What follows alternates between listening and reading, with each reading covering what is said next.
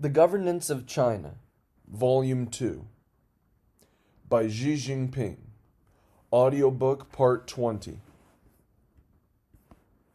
Expanding the Middle Income Group, May 16th, 2016. Main points of the speech at the 13th meeting of the leading group for financial and economic affairs under the CPC, Central Committee. Expanding the middle income group is key to realizing a moderately prosperous society. It is also an indispensable requirement of transformation of the growth model, reform of economic structure, and maintenance of social harmony, stability, and long-lasting national peace.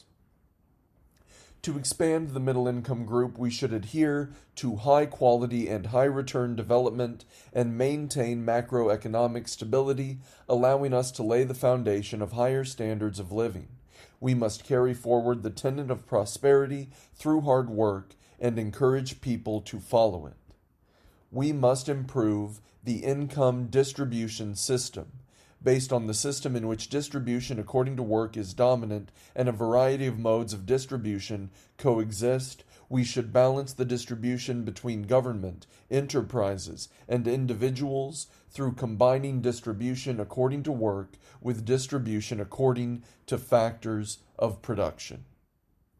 Human capital should be strengthened through investing more in this sector, so as to improve education quality and establish a modern vocational education system. We should give full play to the role of entrepreneurs by helping them address difficulties related to their enterprises, solving their problems, and ensuring that their input of various factors generates corresponding profits. More must be done to protect property rights and improve the modern property rights system. The protection of ownership, management rights, and corporate property rights of state-owned assets should be enhanced. We should strengthen people's sense of property security by further protecting the property rights of the non-state sector and intellectual property rights. Promote a Healthy China, August 19th, 2016. Main points of the speech at the National Health Conference. If we cannot ensure the people's health, we cannot achieve moderate prosperity in all respects. We should prioritize public health, popularizing a healthy lifestyle, improving health services and security, building a healthy environment, and developing health industries. We should quicken our pace in implementing the Healthy China program, striving to ensure all-round people's health at all times. These are the requirements of good health in realizing the two centenary goals and the Chinese dream of national rejuvenation. Health is a must for promoting well-rounded personal development, a prerequisite for social and economic development, a symbol of national prosperity and strength, and a common pursuit of the people.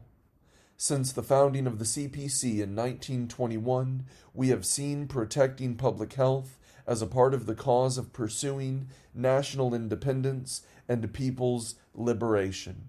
Since reform and opening up in 1978, China's health industry has grown rapidly. The medical service system has been improved.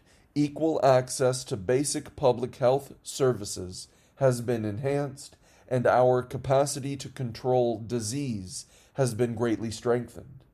After many years of efforts, we have improved people's conditions and blazed a development path suited to China's reality.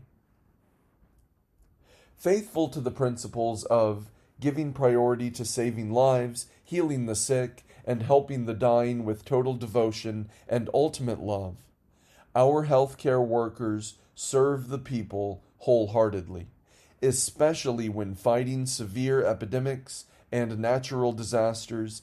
They face danger fearlessly, proceed without hesitation, and even sacrifice their own lives to save others. they have won the admiration of all of society. Due to industrialization, urbanization, and an aging population, and with the changing spectrum of diseases, environment, and lifestyle, China is facing a complex situation in which threats from multiple diseases coexist and various factors affecting people's health intertwine. We have to deal with health problems facing both developed and developing countries. Unresolved problems will threaten public health, restrict economic growth, and undermine social harmony and stability. In promoting a healthy China, we should follow the Chinese health development path and tackle major problems. We should adhere to the sound public health principles, prioritizing community-level health work and driven by reform and innovation. Focus on disease prevention and develop both traditional Chinese medicine and Western medicine. We should incorporate healthcare into all our policies and ensure the people contribute to the cause and share the benefits. We should maintain basic not-for-profit healthcare, continue to improve the healthcare system, expand healthcare services, and improve healthcare quality, so that the public can have equal access to systematic and consistent healthcare services from disease prevention through treatment, rehabilitation, and health promotion. We should improve the quality and capacity of healthcare services which are accessible to all. We should balance the roles of government and market. The government should be operational in providing basic healthcare services, while the market should be dynamic in other healthcare areas. We should enhance disease prevention, raising the public's awareness to prevent and control epidemics, and striving to provide the public with life cycle healthcare services. We should attach importance to the prevention and control of major diseases, improving related strategies to minimize the number of patients. We should direct attention to the health of children, improving healthcare in kindergartens, primary schools, and middle schools, increasing healthcare publicity to enhance students' awareness of disease prevention, and providing nutritious meals to young students in poverty-stricken areas to ensure their healthy growth. We should pay attention to the health of special groups, protecting women's and children's health, providing consistent health management services and medical services to senior citizens, striving to achieve the goal of providing rehabilitation services to every disabled person, caring about the health of migrant populations, and implementing poverty relief projects through better health care. We should advocate a healthy lifestyle, promote the idea of all-round wellness, shift the focus from treating ailments to healthcare, improve the healthcare education system, enhance the health awareness of the public, and integrate fitness and healthcare across the country. We should increase efforts in the basic research of mental health, promote popular understanding of mental health and mental illness, and regulate psychotherapy, psychological counseling, and other mental health services. A good eco-environment is essential to the survival and health of mankind. To practice the philosophy of green development, we should implement strict eco-protection mechanisms, improve monitoring, investigation, and risk evaluation mechanisms for environment and public health. Focus on addressing air, soil, water, pollution. Accelerate afforestation across the country and resolve serious environmental problems affecting public health. We should carry forward the tradition of patriotic cleaning campaigns, continue with the Urban and Rural Clean Environment campaign, increase efforts in improving rural living conditions, and build a healthy and livable environment. We should enforce food safety laws, improve the food safety system, and strengthen food safety supervision from farmland to dining table. We should enhance the idea of safe development, improve the public safety system, and reduce the threat to public health and people's lives posed by public safety incidents. China's healthcare reform has now entered a critical phase where tough problems must be tackled. We should implement the healthcare reform tasks specified at the third plenary session of the 18th CPC Central Committee in 2013. We should continue to build the basic healthcare system, making breakthroughs in 5 basic mechanisms: tiered medical treatment, modern hospital management, medical insurance for all citizens, pharmaceutical supply, and comprehensive supervision. We should revitalize and further develop traditional Chinese medicine, TCM, giving it equal emphasis with Western medicine, promote complementary and coordinated development between Western medicine and TCM, encourage the innovative transformation and development of TCM culture.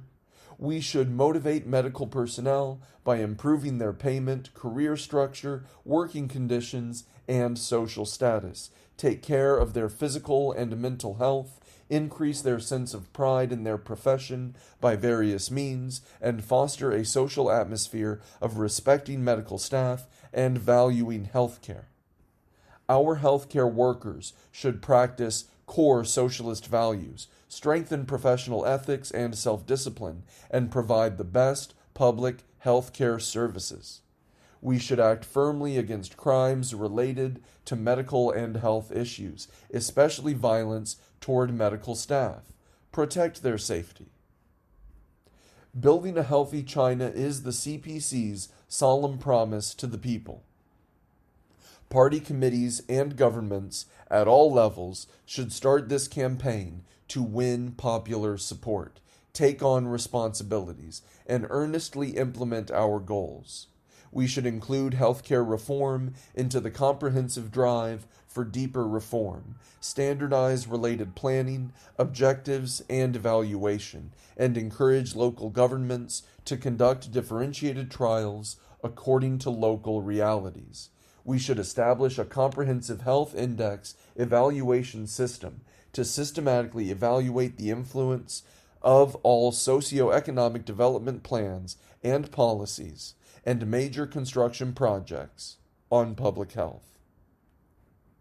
We should complete the public health information service system and apply big data analysis in healthcare management. Over the years, China has achieved huge progress in fulfilling our international obligations and participating in global health governance, presenting the world with a major country meeting its responsibilities and upholding international humanism. We have thereby won praise from the international community.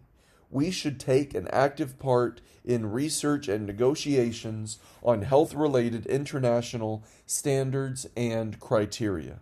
Improve our international aid mechanism to respond to worldwide major public health emergencies and enhance healthcare cooperation with countries along the Belt and Road routes. Secure the people's basic needs. October 27th, 2016. Part of the speech at the second full assembly of the 6th plenary session of the 18th CPC Central Committee. The ultimate purpose of economic development is to ensure and improve people's well-being.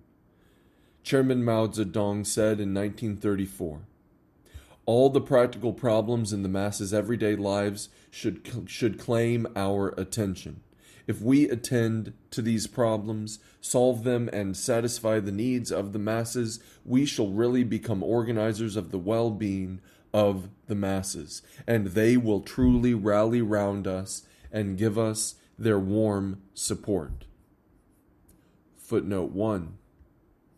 Mao Zedong, be concerned with the well-being of the masses, pay attention to methods of work. Selected Works of Mao Zedong, Volume 1, English edition, Foreign Languages Press, Beijing, 1965, pages 147 to 148. End of footnote 1. Nowadays, our work to improve the people's well-being is faced with substantial changes in the macro environment and the level of needs. In the past, all people wanted was to have enough food, schools to attend, and a place to live. Now the people have more diversified needs, aspiring to have a steadily increasing income, good medical services, equal educational opportunities, better housing, a beautiful environment, and clean air. To adapt our work to these changes, we must meet the people's most basic needs and focus on their most pressing concerns, while improving related policies and guiding the public to have realistic and reasonable expectations for life. We should start with those concerns essential to people's immediate interests by taking direct, targeted measures that are effective and achieve wide coverage. We must focus on improving the people's basic well-being and coordinate our efforts to ensure better education, income distribution, employment, social security, medical service, and health care and housing. We should pay particular attention to securing stable employment. To this end, we must make proper arrangements through multiple channels for workers who have been laid off or transferred due to actions to eliminate industrial overcapacity. We must help those with special difficulties to find new jobs and ensure that in every family that currently has no one in employment, at least one member secures a stable job. We must see that the pension is paid on time and in full, leaving no one and no aspect overlooked. We must intensify our measures and through a proper accountability system ensure solid progress in poverty elimination and provide for the basic needs of those living in poverty. We should also make proper arrangements for victims of natural disasters and expedite post-disaster reconstruction to enable them to return to a happy and stable life as soon as possible. Towards world-class universities and disciplines, December 7th, 2016. Main points of the speech at a national conference on education in political philosophy at institutions of higher learning. Education in political philosophy at institutions of higher learning is about the purposes of and approaches to higher education. Building strong moral character should be taken as the central task of higher education. We should integrate moral and political education into every aspect of the entire education process, striving to elevate China's higher education to a new level. A country thrives when its education is well developed. Higher education is a key gauge of a nation's development and potential. We cannot overlook education if we are to achieve the Chinese dream of national rejuvenation. We have more urgent need than ever before for higher education, science, and elite brains. The CPC Central Committee has resolved to build world-class universities and discipline, which means scaling up China's higher education and core competitiveness. China, with its unique history, culture, and conditions, has to follow its own path of higher education and build institutions of higher education founded on Chinese socialism. China's higher education should be closely integrated with its actual development goals and head in the same direction as its future development. Higher education should serve the people, the CPC's governance of China, the development of socialism with Chinese characteristics, reform and opening up, and socialist modernization. China's universities and colleges shoulder the responsibility of training new generations who are morally, intellectually, physically, and aesthetically equipped to carry on the socialist cause. Therefore, these educational institutions must not waver from the correct political direction. To promote a code of ethical conduct, to set up role models, and to cultivate talent are the fundamental tasks of universities and colleges. Only those that can provide society with outstanding brains can become world-leading institutions, therefore enhancing the all-round ability of Chinese universities and colleges to generate talent is the key to turning them into prestigious international brain banks and the driver of all other work in higher education institutions. Chinese universities and colleges are institutions founded on Chinese socialism under the leadership of the CPC. To build better universities and colleges, we should follow the guiding role of Marxism and thoroughly carry out the CPC's educational policies. We should disseminate the scientific theory of Marxism, further refine Marxist education, and help students lay a foundation of scientific thinking for their lifelong development.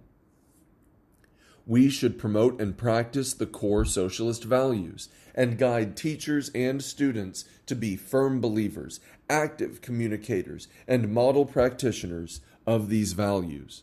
We should ensure that universities and colleges remain harmonious and stable and nurture a rational, peaceful, and harmonious mindset on campus. Humanistic care and psychological consultation should be offered to help to keep higher education institutions peaceful and harmonious. We should consistently build positive school spirits and academic attitude and ensure that every campus is well managed and its atmosphere is honest and upright. Education in political philosophy is essentially designed to help people adopt the right kind of mindset. This means it focuses on the students, cares for and serves them, and aims at enhancing their moral standards and political awareness and refining their character and manners, in order to facilitate their all-round development towards wholesome and capable individuals. We should guide students to acquire a clear understanding of international and domestic developments, help them grasp the historical necessity of social progress and Chinese socialism, and build up their faith and confidence in communist ideals and the common goal of building Chinese socialism. We should also foster in them an accurate understanding of Chinese socialism in comparison with other social systems in the world and an objective and comprehensive knowledge of contemporary China and the outside world. We should cultivate their awareness of China's historical mission and the responsibilities of our time, and inspire them, through the Chinese dream, to pursue their own dreams as their contribution to the causes of our country and our people, and to forge ahead as pioneers. Moreover, we should help them develop a correct understanding of how to integrate great ideals and practical work and stimulate them to achieve their dreams through diligence in acquiring knowledge and skills. Education in political philosophy at universities and colleges should be adapted to the needs of the times, to new developments, and to particular circumstances. We must be committed to improving our work and following the best ways to conduct education in political philosophy and to impart knowledge and foster high moral standards in the best interests of the students. As the main channel of such education, courses on political philosophy should be improved and reinforced in order to have greater appeal to students and target their needs and expectations for development. Other courses should be coordinated with these courses to contribute to moral and political education. We should accelerate comprehensive efforts to build a set of academic disciplines and high-quality textbooks of Chinese philosophy and social sciences, and establish a new academic discourse system and an authoritative and transparent system for evaluating the results of research in such fields towards a social science system with multiple levels, elements, and facets. More effort should be made to cultivate morality with a refined moral culture developed through a wide range of inspirational and constructive activities on campus, as well as diversified experience of social practice. We should enliven our education by employing new media and new technology and give it a stronger modern appeal, integrating the strengths of traditional education in political philosophy with information technology. Teachers are the engineers of the human soul who undertake the essential mission of molding minds. Preachers must have a thorough understanding of and a firm faith in what they preach. University and college teachers should first receive education themselves to become disseminators of advanced ideas and culture, strong supporters of CPC leadership, and mentors who can lead the students towards sound development.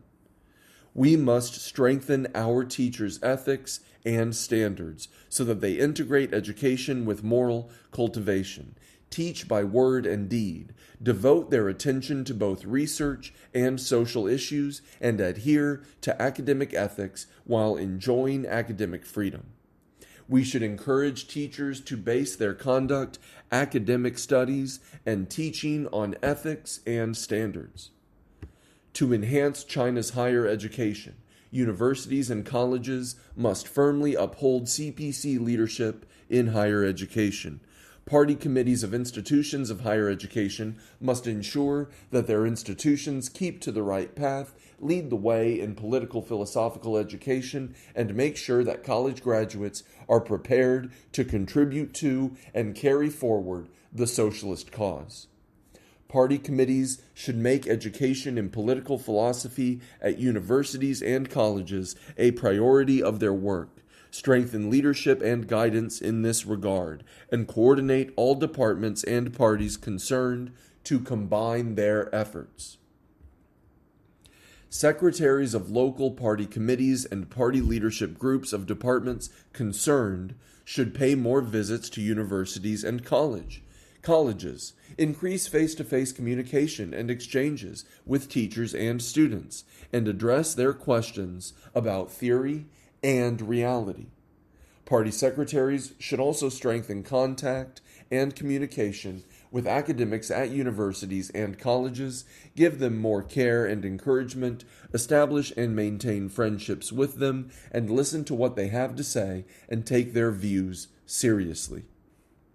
Party committees at universities and colleges must exercise leadership in schoolwork and enforce party leadership and discipline at the school level. They are responsible for keeping their institutions on the right track, securing overall development and stability, and making major decisions and ensuring their implementation. We should strengthen grassroots party organizations at higher education institutions, make innovations in their systems and mechanisms, and improve their ways of working so as to improve their ability to carry out education in political philosophy. We should make sure that the admission of new party members from among teachers and students of universities and colleges is done properly. We should also strengthen the education and management of party members so that all teachers and students with party membership remain loyal to the party, follow the party's guidelines, and work for the party. Over the years, people working on education in political philosophy at higher education institutions have worked diligently in a spirit of dedication, making an important contribution to the development of higher education. On our road ahead, we should widen the channel for selecting professionals to work in this field, strengthen their education and training by practice, and improve the incentive mechanism. We should make an all-out effort to build a high-quality team of party and administrative officials in higher education institutions, officials of Communist Youth League organizations, teachers of courses on education in political philosophy, teachers of philosophy and social sciences, counselors, class advisors, and psychological consultants, and we should ensure a steady supply of candidates for this work. Keep hold of the strategic initiative for our national security. Main points of the speech at a meeting on national security, February 17th, 2017. We should have an accurate understanding of the situation of our national security and pursue a holistic approach to national security. We must take protecting our people's security as our mission and adhere to the path of national security with Chinese features. We must strive for new progress in our endeavor to ensure our national security and to provide a security guarantee for the realization of the Chinese dream of national rejuvenation. We called this meeting to hear your ideas and suggestions, analyze the national security situation, and consider and make a plan for national security for the coming period.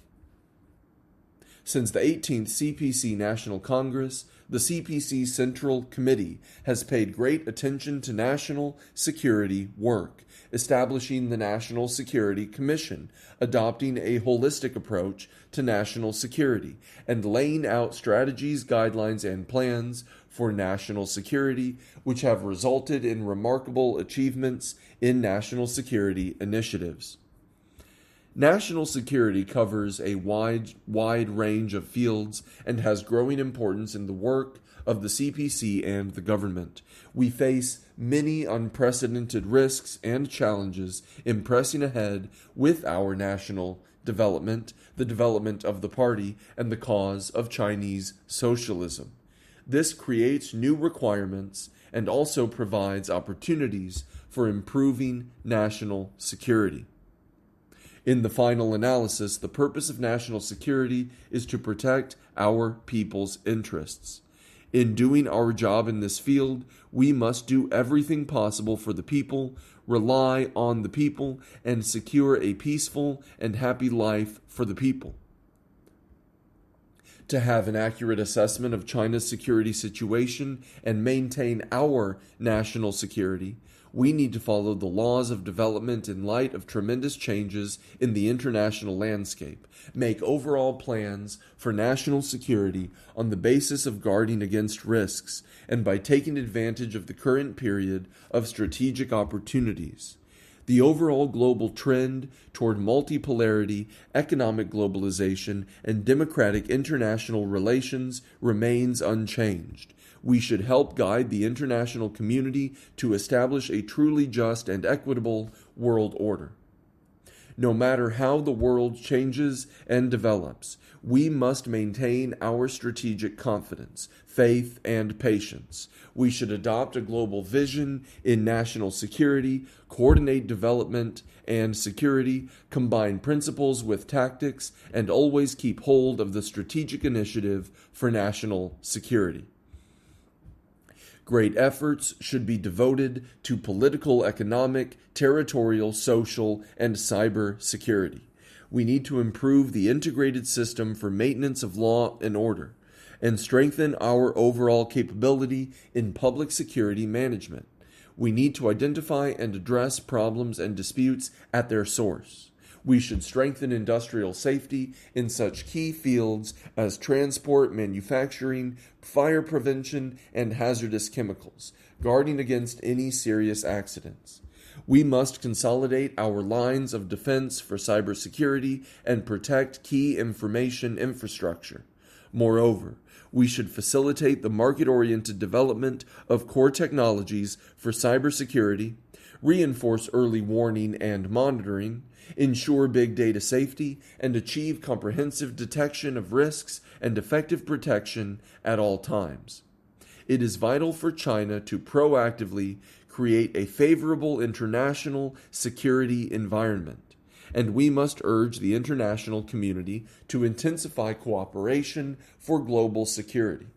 It is also imperative to enhance our capacity to provide the materials, technologies, equipment, expertise, legal guarantees, and mechanisms required for safeguarding national security. Upholding CPC leadership is fundamental to national security. All regions must establish and improve a national security responsibility system under the leadership of party committees. Stress the roles and duties of all participants and be concerned with people working for national security and provide necessary conditions and policies.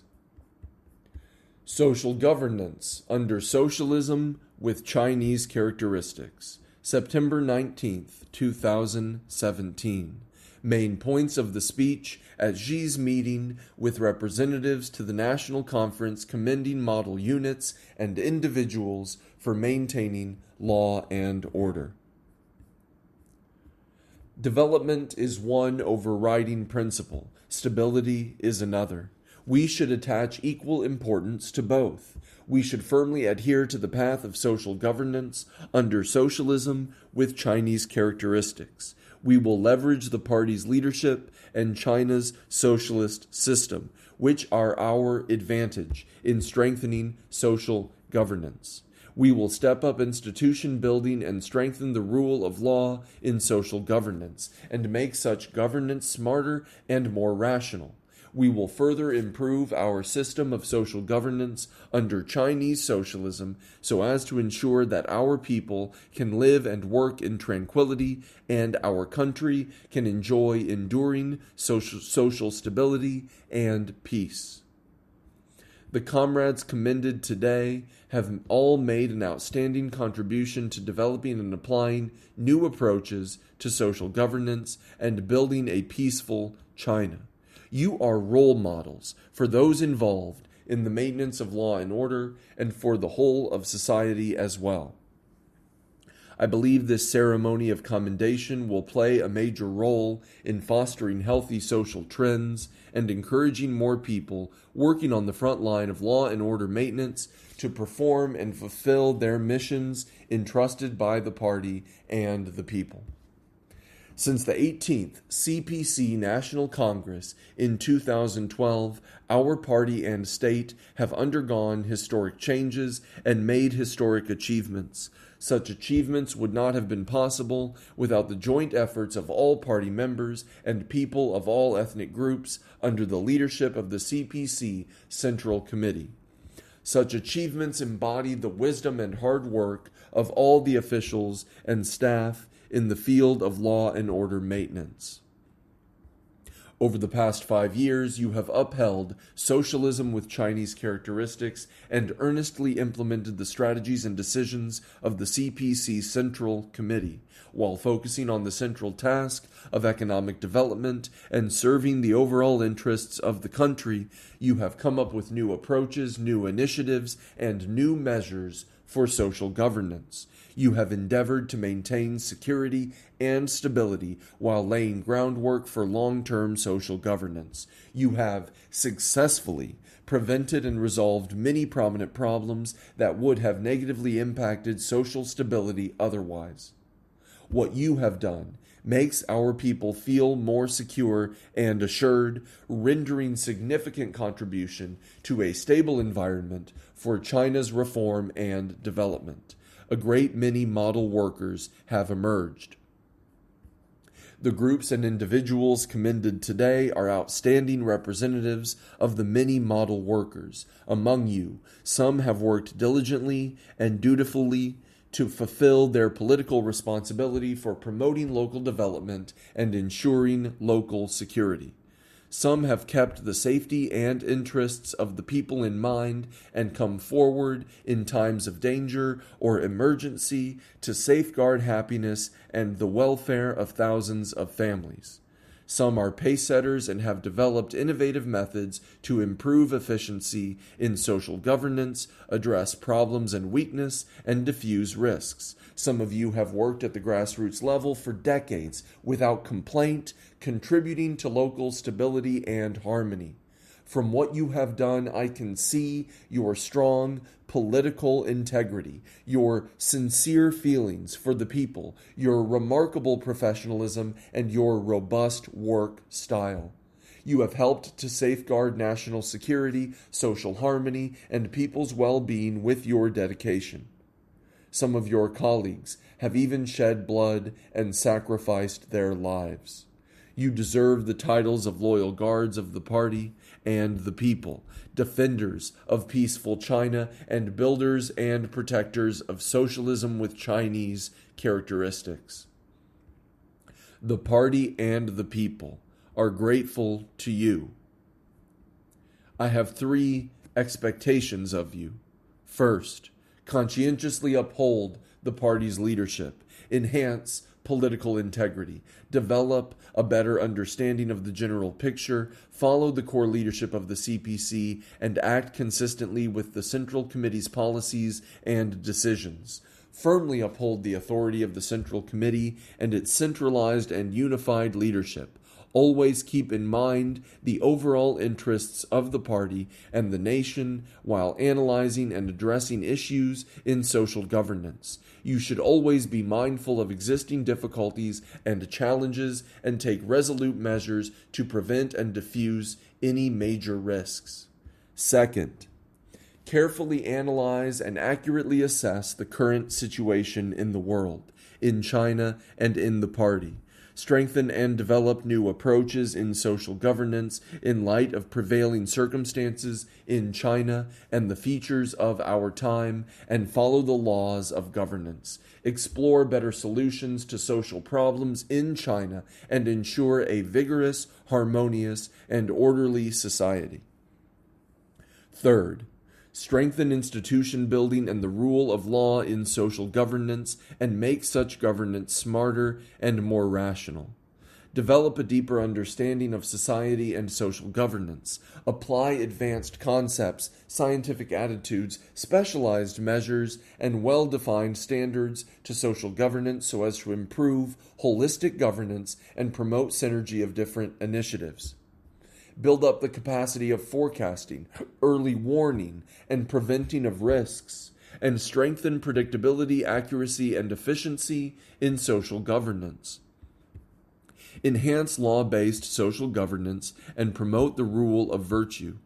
Guide and regulate activities in society and work towards a society where the rule of law and virtue prevails.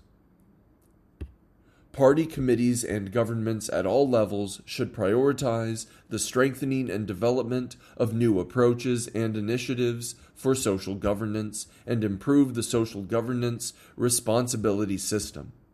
They should study and address issues relating to the system of social governance and related institutions in a timely manner. They should also care more for those working in the field of law and order maintenance and help them to have a sense of belonging and honor in their work and a sense of happiness in life so that they will work with greater confidence to make new successes worthy of the trust of the party and the people.